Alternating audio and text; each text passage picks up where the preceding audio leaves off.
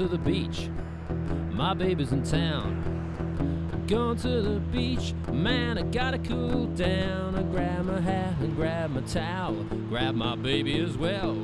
We started out walking, she said, ooh, what's that smell? The beach rack is here, the beach rack is here to stay. If you live on the coast in southern Australia, chances are that at some time you've visited one of the local beaches only to find it covered in brown, smelly seaweed. On first appearances, this may seem like an imposition, preventing you from enjoying a swim or a fish on the beach. But there's another side to this phenomenon called beach rack. What is beach rack? This is the term we use to describe all the natural material that washes up onto our beaches, and it consists mostly of seaweed and seagrass. It's also sometimes referred to as sea wrack, particularly when it's floating on the ocean in carpets or washing around in the waves close to shore. Often it includes man-made flotsam, such as plastic bottles, thongs and fishing floats. Along the mid-west coast of Western Australia, we have a lot of beach rack, so much in fact that WA is one of the world leaders in beach rack research. So why would anyone want to study beach rack? Well, let's take a look.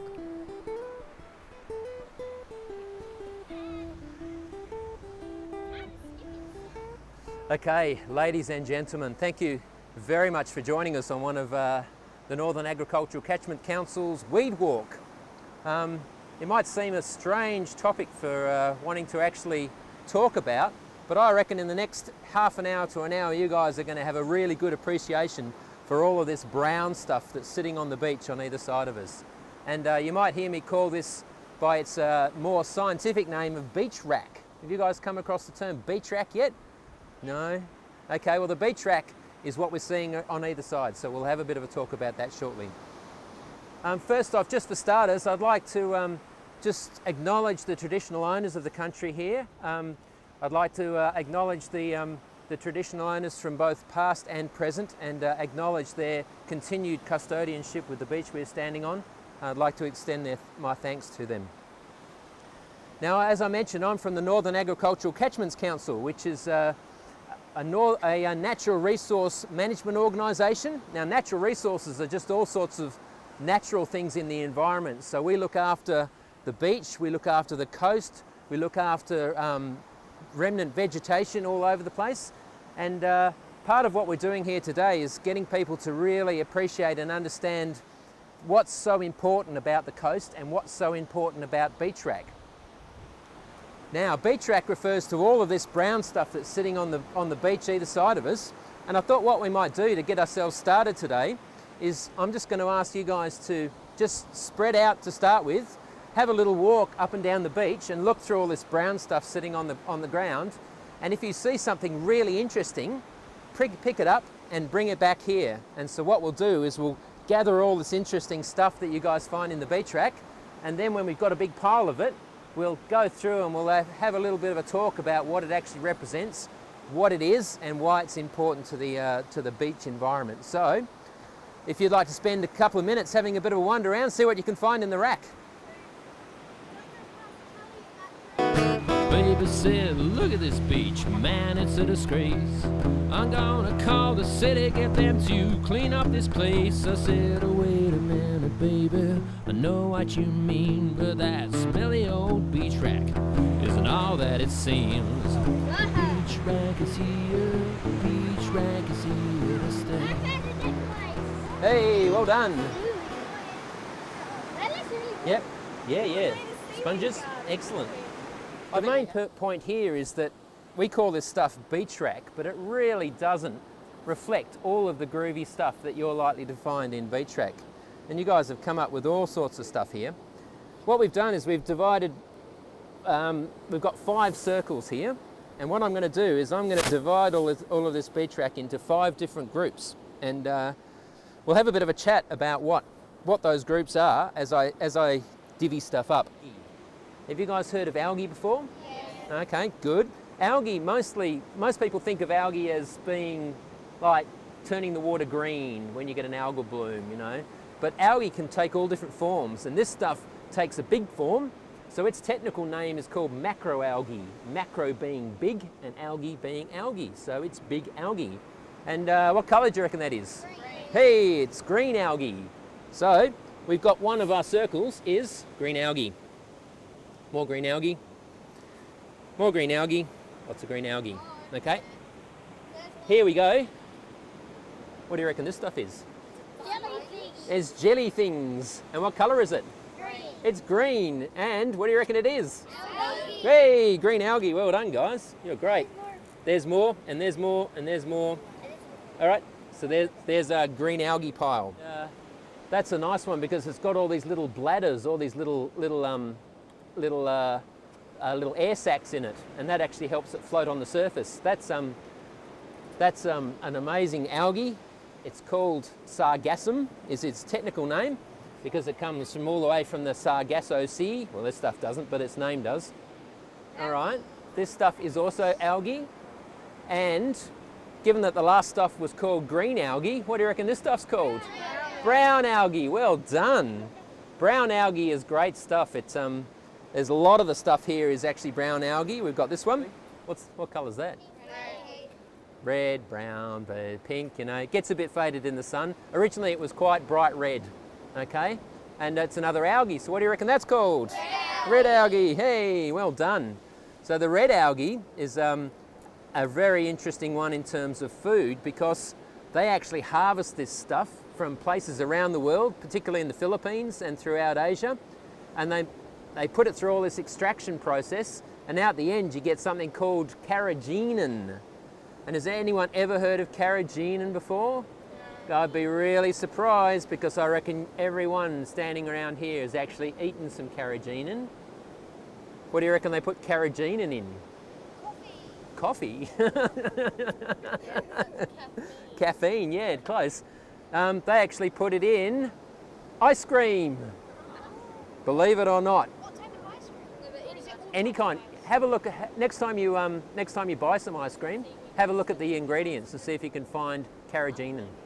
Okay, because it's used a lot. It's also used as in other foods such as mayonnaises, all sorts of processed food. But we're coming across one or two other interesting things here also, which is this green stringy stuff, which I'd like to talk to you a bit about. Now we've had a bit of a talk about algae. Have you guys got any clue what this green stuff might be? Yeah? Seagrass, well done. Seagrass it is. Now seagrass is quite different from algae. Seagrass is like a true plant. So any of those plants on the dunes behind me that you could think of, these guys are closely related to them. They have stems, they have leaves, they have roots, they have flowers, they have seeds. So all of that. Whereas the poor old algae over here don't actually have any of that.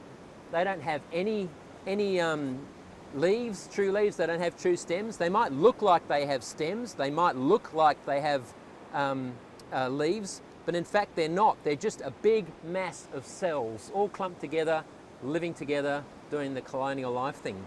Whereas these guys have actually got their cells, their individual building blocks of their existence are actually divvied up into different parts. So you've got their cells divvied up as stems, as leaves, as roots and other things. These are quite different from the algae. Remember when we saw on the algae that it attaches to rocks using that little sort of clumpy holdfast thing?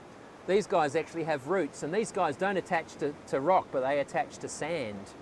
So these guys are going into the sand and they're growing up on seagrass beds. This is a bit of a groovy little number here, and then you often find these washed up onto the beach. What this is the stems of this stuff here, except it's got old, it's broken down, and then as it's washed around in the sea, it's formed this big ball. And this is a big ball of seagrass stems. Like a big, and where did that come from, hey? I have one already prepared. Can you imagine that as a early football? Be a bit spiky on the feet, wouldn't it? I don't know if anyone want to give that a go. You'll often find these on the beach kicking around. They'll usually be further up the beach profile where you'll see them rolling around. Some of you have brought in some interesting stuff here which belongs in the other pile over here. You guys would mostly be familiar with this one, wouldn't you? Come across that one before? Cuttlefish bone belongs to a fish that looks a mollusk actually that looks a lot like a squid, and they cruise around. Cuttlefish. What else have we got? What have we got here? Any guesses on that one? Coral. Hey, well done. We've got some dead coral. We've got quite a bit of coral off the coast here. It tends to be further offshore at the Abrolhos. And this is just reflecting the fact that there are coral reefs nearby, or obviously this has been around for a while, so it's quite old coral. What else have we got? A rock, bit of reef. Now these guys are pretty interesting. We've got some here, we've got some there, got some here. Where else have we got? We've got them here, got them here, got them here. What do you reckon about those? Sponges, well done. Yep, more sponge, yep. These guys are actually the remains of animals. Sponges are actually animals, and they live in big colonies that form these towers of these structures, and all the little animals, all the little sponge animals live within that particular structure. What else have we got? Well, we've got some shells. So shells are fairly self-explanatory in that they live on reefs as well. We've got a turban shell here, or the remains of one, and we've got the remains of a trochus shell. Trochus shells are a tropical species, so we must have some fairly tropical water around here somewhere. We've got some little mussels here that a few of you pulled in with their own little algae garden growing from them, and those mussels live on reefs, and they tend to get colonised by algae as well. So there's no surprise we've got there. So there we go. We've got the different groups that we've actually isolated from our Wrack. We've got green algae, we've got brown algae, we've got red algae, we've got the seagrass, and we've got the other, which is animals and other things floating in. And all of these tell us a little bit about what's actually occurring in the offshore environment. So as you can see, Beach Wrack contains an amazing array of fascinating plants, animals and algae. More can be learned about these by downloading the Beachcomber Field Guide smartphone app from the NACC website at www.nacc.com.au. Maybe you can take it with you on your next beach walk with the kids. But there's more to Beach Wrack than meets the eye. What happens to it after it's been sitting on the beach for a while is the really interesting bit. Okay. Thanks guys, that was good fun. We had a bit of a look through the Wrack, and we found some interesting stuff, and we learned a bit about what was in there and what it means. Basically, what we were looking at with all that seaweed, we had the green, the brown and the red algae. That all means that there's reefs out there, because that stuff has to grow on reef. And if we look at the seagrass, we know that out there somewhere there's somewhere for seagrass to grow, which is big sandy patches of sea bottom where that all grows. And then this tells us about some of the animals that we expect to find out there as well. We've got some sponges, which are growing on reefs. We've got some cuttlefish, which are swimming around, getting eaten by the dolphins. So you've got this little snapshot of what actually is going on out there. Now, not only that, but when this stuff actually washes into the beach and lines the beach here, it actually has a very, very important biological function. It does something really important to the ecology. Not only one thing, but it actually does 4 things. And it's those 4 things I want to talk to you about right now. The first up is it actually provides a little bit of protection for the beach from waves. It isn't a very good day today because we haven't got too much Wrack on the beach just here. But I'm sure you've all seen times when there's been mountains of Wrack. Have you ever gone down the beach and Wrack's been this big pile on the beach? And as the waves come in, the waves smash up against the Wrack and all the water goes everywhere. That Wrack is actually serving a very important function, that it's helping to protect the beach from erosion. Those big waves are actually stopped at the beachfront from actually coming onto the beach and washing the sand away. So the very first important role of Beach Wrack is that it provides protection from erosion on the beach.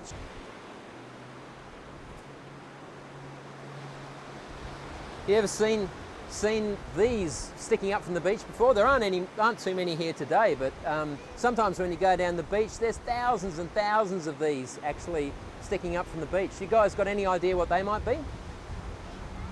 Yeah, I heard seagrass.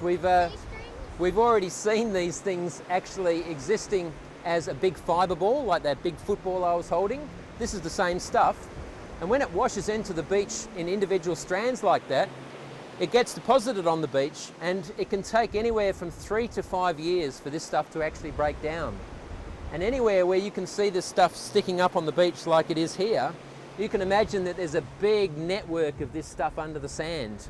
And what's happening there is that this stuff is lying on the beach, it's getting covered with sand, and it effectively reinforces the sand against erosion. So what that means is that as this stuff lines the sand underneath the surface, when the waves come and land on that sand, it's actually protected a bit from the power of the waves by this reinforcement. This actually gives it a bit of structural integrity. So the second important reason to have beach wrack on the beach is the fact that all of this stuff reinforces the sand beneath the surface and protects the beach from erosion. So first up, we've got beach wrack in these big clumps is actually protecting the beach from the power of the waves.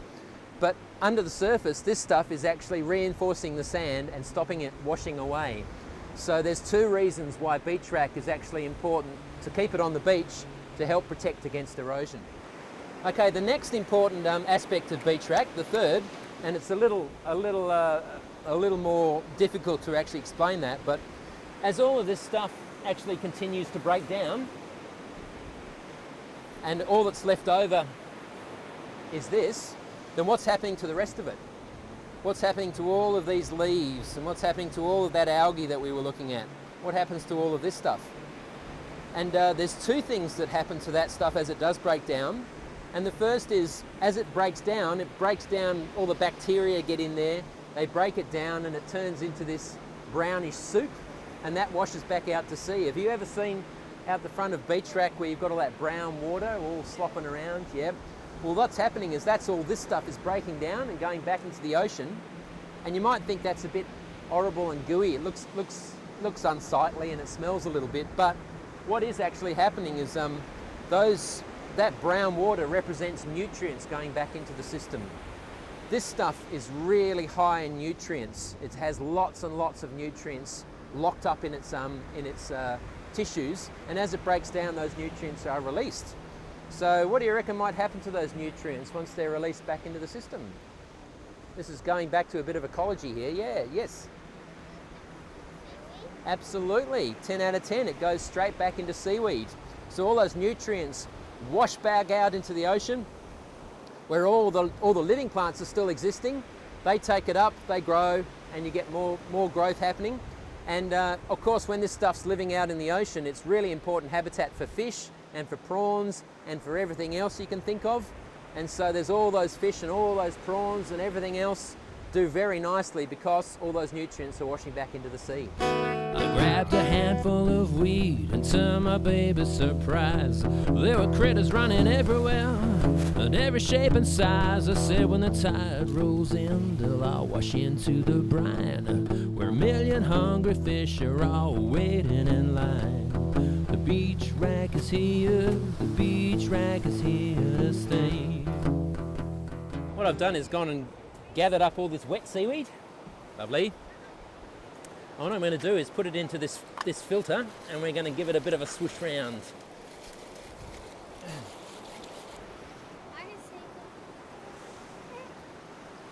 I'm going to know how to fiddle that in. Yeah. Okay, we'll just wait for a minute for that to settle down, and then we shall see what we can see. So what we've got, and I'll leave these here, so if you can't see them closely, you can have a nice close look later on, are all these little zoomers zipping around here. You can see them all around the edge here. There's some big ones. Biggest ones are probably only about a centimetre in size, but there's lots of little guys zipping around in there too, much smaller than a centimetre. And these guys are technically called amphipods.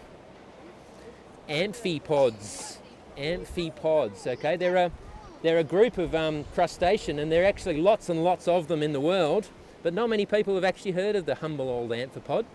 But here, in a beach wrack rich environment, the amphipod is king, because what the amphipod does is actually feed on all of this stuff as it's breaking down. So all of this algae that's washing around in the beach is food for these little guys. these guys breed up in huge numbers. Like you saw, I just scooped a few handfuls of weed there, and they're all zipping around. There would have been lots more out there. Now these guys only feed on beach wrack.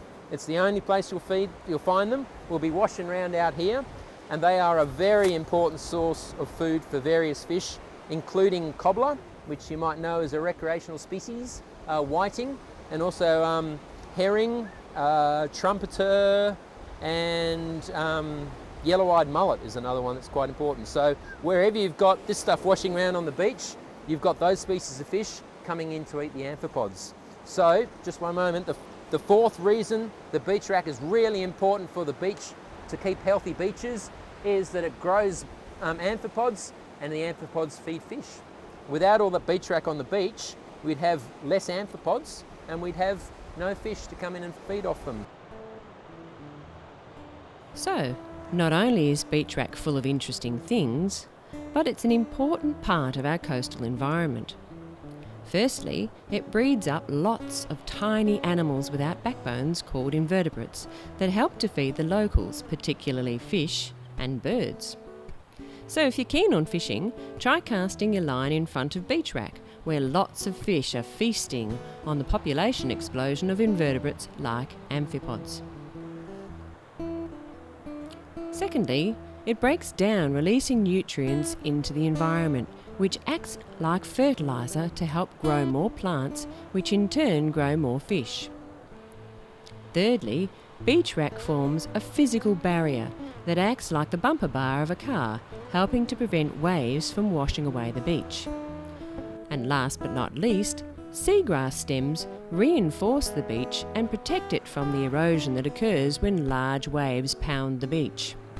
You can see seagrass stems doing this important work when the beach looks like it has a beard.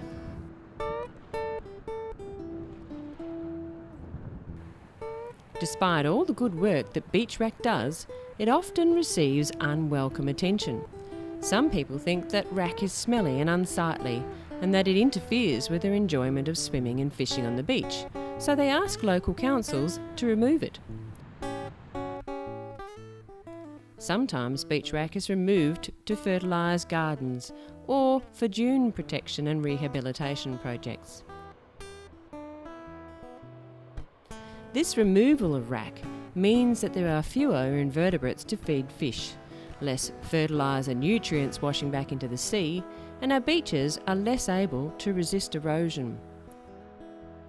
In addition to this, using beach wrack for dune rehabilitation projects provides a nutrient-rich, salty environment which inhibits the growth of native plants and encourages the growth of weeds, like ice plant.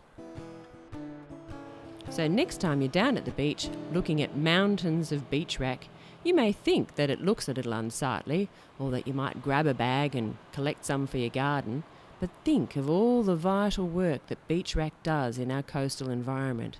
And remember that it can only do these important jobs if left where it belongs, on the beach.